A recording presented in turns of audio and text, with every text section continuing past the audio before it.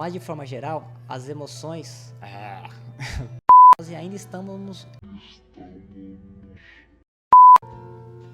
Eu me chamo Johnny e, levando em consideração o tema que eu estou abordando, meu nome veio muito a calhar, porque a inteligência emocional é algo que a gente trabalha por nós mesmos.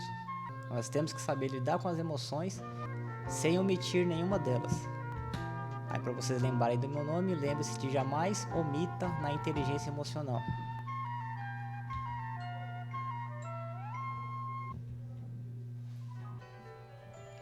Conforme eu conversei com várias pessoas, muitas delas associam a falta de inteligência emocional com a raiva. Porque quando você está cego de raiva, você acaba agindo de uma forma que você acaba prejudicando você mesmo e outras pessoas. Daniel Goleman foi um psicólogo que ele se aprofundou cientificamente para comprovar que o ser humano ele é emocional, não racional como nós pensávamos. Ele trouxe no artigo dele diversas experiências, diversos estudos científicos comprovando de como que o cérebro trabalha em prol das emoções que por fim trazem nossos comportamentos e nossas ações.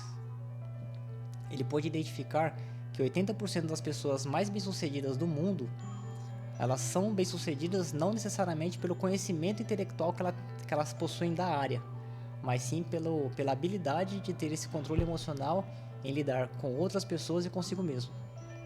Ele nos trouxe que nós, se reconhecermos, compreendermos e gerenciarmos as nossas emoções, esse é o essencial para nós conseguirmos possuir a inteligência emocional. Mas antes disso, você precisa entender que o cérebro ele não sabe diferenciar o que é real do que não é real. Quando você pensa em algo ou quando você vai de fato fazer algo, o cérebro ele causa as mesmas conexões sinápticas em seu cérebro, você fazendo ou você imaginando. Imagina que você está em um dia agradável, em um local agradável, com pessoas agradáveis, e você vê um monte de limão na sua frente. E aonde você está tem todos os recursos para você fazer o que você quiser com esses limões.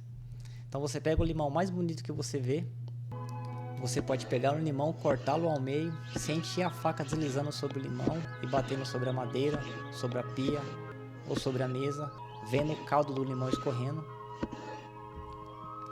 Você pode ralar esse limão, sentindo sua mão vibrar enquanto você rala e sentindo o cheiro da casca do limão. Você pode espremer esse limão, sentindo a força que você está fazendo na mão enquanto você espreme, escutando o caldo do limão caindo no copo. E você pode imaginar bebendo um delicioso e refrescante suco de limão.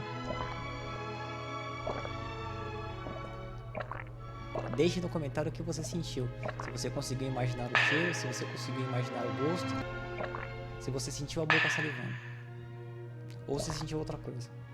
Então, com isso, o cérebro não sabe diferenciar o que é real do que não é real. Então, ou você faz, ou você fecha os olhos e imagine, porque é o primeiro passo do seu cérebro começar a fazer as conexões necessárias para você tomar alguma ação. Então, aqui para a inteligência emocional, estou trazendo de uma forma bem didática 7 pilares de acordo com a psicologia, neurociência e a hipnose, para você conseguir aprender a pôr em prática a inteligência emocional. Então, como tudo na vida, vamos começar pelo objetivo. O objetivo inicia-se com a esperança. É como se algo que você considera que você merece e que você é capaz de esperar o tempo que for preciso para você alcançar. Então a esperança começa em nós refinarmos essa vontade, esse desejo, esse merecimento, para nós conseguirmos chegar no objetivo alcançável e claro, e que tenha relevância na sua vida. A disciplina trata-se de quando temos claro o nosso objetivo e sabemos o que temos que fazer. Então é a falta de você aprender, aplicar e melhorar o que aplicou, com consistência, em todas as oportunidades que você tiver, em todos os locais que você acha necessário. É você aprender, aplicar e melhorar o que aplicou, garantindo que sempre está no sentido de alcançar o seu objetivo.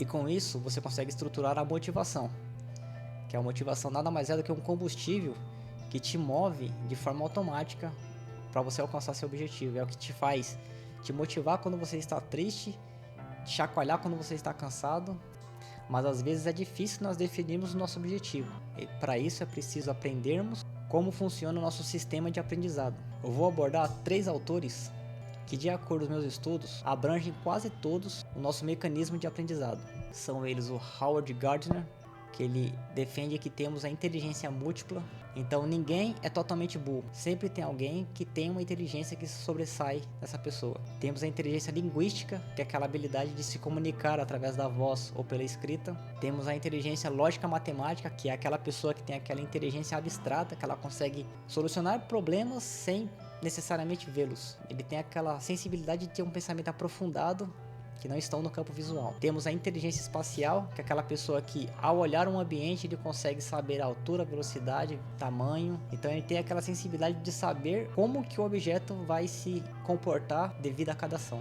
Temos a inteligência musical, que é aquela pessoa que tem aquela sensibilidade sonora. Aquela pessoa que, quando vai usar o maquinário faz um barulhinho diferente, a pessoa sabe que aquele equipamento não está em condições normais, porque o ouvido dela está treinado de uma forma tão aguçada que ela consegue sentir as mais sutis diferenças sonoras.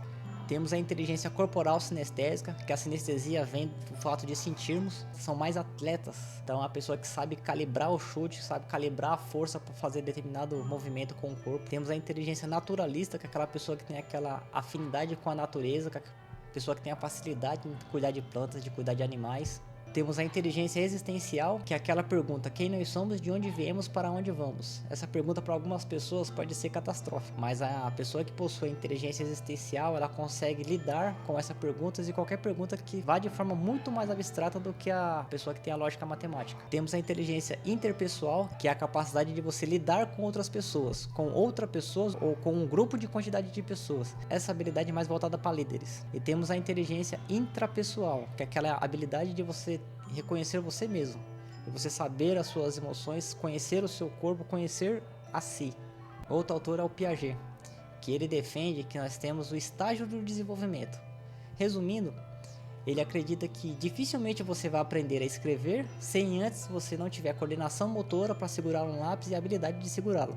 Dificilmente você vai aprender a correr sem antes você não tiver força física na sua perna e saber andar. Então, resumindo, ele aborda que você precisa aprender a essência da habilidade anterior para você desenvolver uma nova, para você melhorar essa habilidade. E temos o Levi Vygotsky, que ele defende que interagir com pessoas mais experientes acelera e enriquece o seu desenvolvimento. Se você quiser ser um bom profissional, fique próximo de bons profissionais. Se você quiser ser bom em sua área, fique próximo de pessoas que é bom na área que você almeja. Ou então você comece a ver conteúdos dessa pessoa, porque você vai aprender com os erros e com os fracassos dessas pessoas. E esses 3 autores estruturam de forma mais abrangente como funciona o nosso aprendizado. Então, agora sabemos como nós aprendemos, precisamos refinar esse aprendizado com a percepção. A percepção trata-se dos nossos 5 sentidos. Provavelmente você não tenha conhecido esse ponto de vista, mas a percepção, ela inicia-se quando nós ainda estávamos no útero da nossa mãe. A primeira coisa a se desenvolver é o tato. Então nós estávamos na barriga, primeira coisa que nós conseguimos sentir é a temperatura da placenta. Depois nós conseguimos sentir os nossos batimentos cardíacos. Logo depois conseguimos sentir os gostos dos alimentos, conseguimos sentir diferenças de paladares de amargo, salgado, doce, ácido. E de forma diferente do que nós conhecemos, nós começamos a sentir os odores. Nosso olfato começa a se desenvolver. Nós sabemos diferenciar os diferentes cheiros, não da nossa forma que nós aprendemos, mas o líquido penetra pelo nariz do feto e acaba ativando as glândulas olfativas. É nessa fase que o neném começa a pôr o dedo na boca e ele começa a ter memórias palatáveis e olfativas. Então o bebê começa a escutar os próprios batimentos cardíacos. Ele começa a escutar os batimentos próprios, os batimentos da mãe. Começa a escutar as músicas fora da barriga, começa a sentir as vibrações dessas músicas. Começa a sentir aquela diferença de sensações, começa a saber o que está perto e o que está longe. E se não bastasse, no meio de todo esse caos de percepções que está acontecendo, ele aprende a diferenciar a escuridão da claridade, porque começa a se desenvolver a visão. Nesse vídeo você consegue ver bem como um bebê reage a percepções externas. Nenê do pai. Mas, meu Deus do céu, gente. Ela tá feliz, meu Deus do céu. Bebê. Mas, gente do céu. Você notou que o bebê estava sorrindo? O sorriso é uma emoção. Mas como que o bebê sabe o que é uma emoção? Como que o bebê sabe o que é uma alegria? As nossas emoções, nós carregamos uma base genética de como reagir a uma emoção. É com o tempo que essas emoções serão associadas com as experiências que esse bebê terão após o nascimento, pois para cada sujeito causa uma reação diferente, por isso não é tão precisa. E assim começamos a falar sobre as emoções. Segundo Paul Ekman, foi um psicólogo que ele estudou profundamente sobre as emoções. Ele visitou diversos países e diversas tribos, e ele pôde identificar 6 emoções que podem ser reconhecidas como globais. As emoções, elas causam alteração fisiológica e química em nosso corpo, após recebermos um estímulo externo ou interno. É como aquele exemplo do limão. Mas a percepção, que é os meios que o sujeito percebe o ambiente ao seu redor. O ambiente, que traz todo o luxo ou a ameaça daquele local. A intensidade, que é a força ou a velocidade que essa percepção chega em você. E a expectativa, que é a definição de como você vai querer sentir após receber aquele estímulo. São fatores que influenciam nas emoções. O ser humano tem a habilidade de reconhecer as emoções até em objetos não humanos. Nós conseguimos representar as emoções em objetos ou em animais. Eu não sei com que você vai associar essa palavra, trans. É a forma mais fácil de você lembrar das 6 emoções, que são elas: tristeza, raiva, alegria, nojo, surpresa e medo. Se você quiser saber a diferença entre emoção e sentimento, vou deixar um vídeo aqui na descrição. E a emoção, por ser instintiva, ela sempre está associada a um tipo de memória. Mas falando de forma geral, a memória são instruções que guardamos em determinados locais do cérebro para termos uma reação rápida em situações semelhantes. A memória ela é consolidada no nosso cérebro de 2 formas: através da repetição, que é nós fazermos as mesmas coisas repetidas vezes até tornar-se automática. E a segunda forma é por um forte impacto emocional. Mas lembre-se que tem 3 aspectos importantíssimos sobre a memória, que a memória ela é sempre subjetiva. Se 10 pessoas verem uma cena, as 10 trarão memórias diferentes, porque cada um trarão o que faz mais sentido para ela. As memórias elas são resumidas, então todos só vão trazer as partes que consideram ser mais importantes, e elas são coerentes com a realidade. Então você sempre vai verificar, trazer e filtrar as partes que é mais comum no seu dia a dia. E o percurso que essa memória faz se chama engrama. Mas para te explicar o que é engrama, eu preciso que você entenda o que são neurônios. Os neurônios é como se fosse, eles têm quase o formato de uma árvore, que é uma copa, um tronco e as raízes. Eu vou deixar uma foto aqui para vocês entenderem. A informação chega para um lado e sai por outro e aciona outros neurônios. O neurônio mais comprido que nós temos, ele sai do final da nossa lombar e vai até o dedão do pé. Eu sinceramente só achava que tínhamos neurônios na cabeça. E o caminho elétrico e químico que faz essa memória se chama engrama. Então vamos no fundo do nosso cérebro para entender. Então nesse cenário, imagine que você voltou a ser criança e quer andar de bicicleta. Lembre-se do autor do aprendizado da experiência. Então você está na sua rua, você vê um coleguinha andando de bicicleta, você tem vontade de andar de bicicleta. Você começa a fazer amizade com aquela criança, então num determinado momento você conquista uma bicicleta. Agora lembre-se do autor do aprendizado do desenvolvimento. Você aos poucos vai saber como se portar naquela bicicleta, como segurá-la, como subir, como descer. Então você começa a tentar andar de bicicleta. Lembre-se do autor da inteligência múltipla. Então você aprende a subir da bicicleta, aprende a descer da bicicleta, aprende a como pedalar, a como segurar o guidão, que lado deve andar na rua, qual a velocidade que você tem que andar, como que você tem que sentar, como que você tem que ficar em pé, a força que você tem que colocar para frear, a força que você tem que colocar para você virar para um lado ou para o outro. Você começa a acionar todas as percepções dos seus sentidos, todas, sem exceções. E com isso a memória vai se consolidando de uma forma mais fixa e mais vívida em seu cérebro. Dificilmente quem aprende a andar de bicicleta esquece. Já as memórias por forte impacto emocional estão associadas a memórias instintivas, que geralmente não temos interesse em saber como elas foram formadas e por que agimos daquele jeito, pois foi o que aprendemos ou que nos ensinaram. E ao identificar como essa memória foi formada, precisamos entender de forma clara o que a causou, e por isso temos que aprender a ter uma boa comunicação com os outros e com nós mesmos. A comunicação, resumidamente, pode ser dividida em 3 tipos. A agressiva, que é o fato de você falar com os outros e falar consigo mesmo de forma agressiva, é você falar já cobrando algo, falar já impondo alguma coisa. Eu quero que você faça, você não faz por conta disso. É você pôr aquela vontade de empoderamento em sua fala. Já a passiva é aquela comunicação que você já fala como se estivesse pedindo desculpa. Já fala com um jeito mais brando, de uma forma mais tímida, não querendo se impor e se submetendo aos desejos de outra pessoa. Já a comunicação do tipo assertivo é saber o meio termo entre agressiva e passiva, saber pedir de forma certa e cobrar de forma certa, sendo bem claro para não deixar nenhum mal entendido nessa comunicação.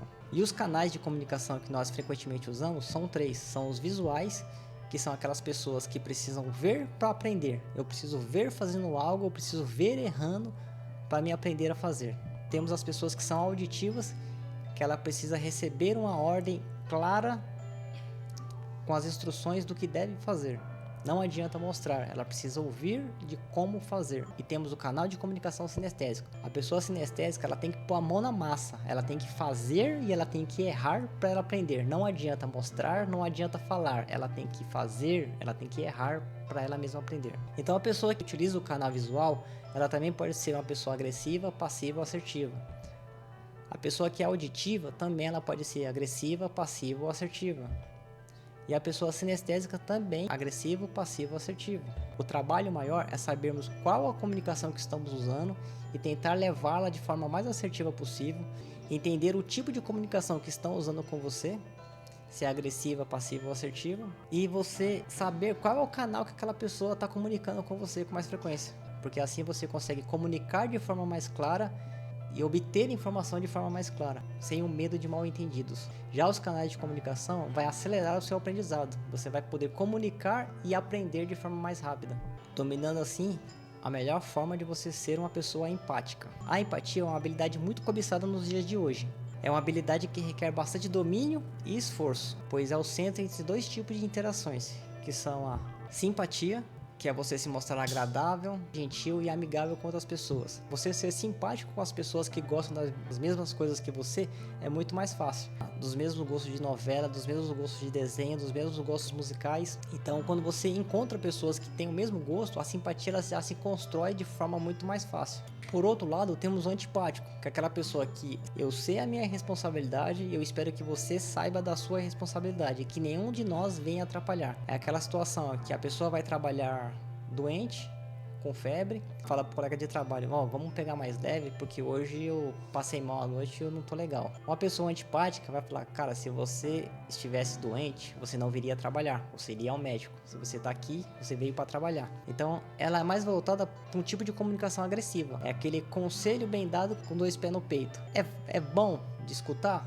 É, mas às vezes a gente não tá numa situação que seria bem-vindo esse tipo de conselho. Já a empatia trata-se de colocarmos tudo isso que nós aprendemos em prática. Entender, compreender e ajudar a gerenciar as emoções do outro, sem você adentrar nos problemas emocionais da outra pessoa. Então aqui é um resumão do que acabamos de ver dos 7 pilares, que muitos deles fazem parte dos processos básicos psicológicos. Temos aqui o objetivo, que é o fato de você ter claro o que você quer, ter a disciplina de aprender, aplicar e melhorar o que aplicou com consistência, de fazê-lo sempre que for necessário, sempre que tiver a oportunidade, para que isso se transforme na motivação que te movimente para tirar da zona de conforto, que te empurre para você alcançar seu objetivo, que garanta que você faça isso todos os dias. Temos o aprendizado, como você já deve ter entendido, não existe pessoa literalmente burra, nós temos uma vasta gama de inteligências que podemos trabalhar. Temos a inteligência do desenvolvimento, que nós temos que aprender a essência de uma habilidade para podermos melhorar. Não precisa ser perfeito em algo. Você saber a estrutura básica, você consegue melhorar a seu favor. Você consegue usar essa habilidade ao seu favor. O aprendizado por proximidade, que é você ficar próximo de pessoas mais experientes que você. Porque você vai conseguir aprender com os erros e com os acertos dessas pessoas. A percepção é o filtro inicial para o mundo externo. Então a percepção que vai trazer para nós todas as informações externas, para dizer se aquele ambiente é hostil ou amigável, se aquela oportunidade é boa ou ameaçadora. Temos as emoções, que de acordo com este autor, são 6. Então sempre que nós sentimos algo diferente, vamos tentar ver qual é a emoção que está sobressaindo para aquela sensação, para aquele sentimento. E com essa emoção a gente vai e procura uma memória que está associada a ela. Que essa memória pode ter sido construída por repetição ou por um forte impacto emocional. Lembrando dos 3 aspectos básicos delas, que elas são sempre subjetivas, sempre resumidas e sempre coerentes com a nossa realidade. E o caminho que ela faz no nosso cérebro, acionando todos os nossos campos de percepções e emoções, se chamam engramas. E trabalhe, estude, gaste o tempo necessário para você se tornar uma pessoa assertiva, porque a assertividade é que vai trazer clareza na sua comunicação. Quando você escutar uma informação faltante, você consegue corrigir as perguntas para trazer essa informação de forma clara para você. Então, seja assertivo e entenda como funcionam os canais de comunicação, para você então saber comunicar de forma mais clara, aprender e a se comunicar de forma mais clara e eficaz. Tendo posta essa habilidade em prática, a empatia automaticamente vai se construindo, porque você deixa de ser uma pessoa simpática ou antipática e começa a se moldar de forma empática. Você começa a ter essa habilidade de dominar a empatia. E mais uma vez, esses são os 7 pilares básicos para nós conseguirmos aprender a ter inteligência emocional. Você consegue muitos conteúdos em livros, em vídeos, em palestras, só que como você viu no começo do vídeo, isso é um rolê só seu. Você vai ter que fazer isso sozinho do começo ao fim. Você vai ter que aprender por isso em prática. Você aqui fora, você consegue as ferramentas e você consegue as dicas. Mas o pôr em prática só vai depender de você. Então, se você não conseguir sozinho, peça ajuda. Eu vou deixar aqui na descrição um link para um feedback para mim estar aprimorando esse estudo científico.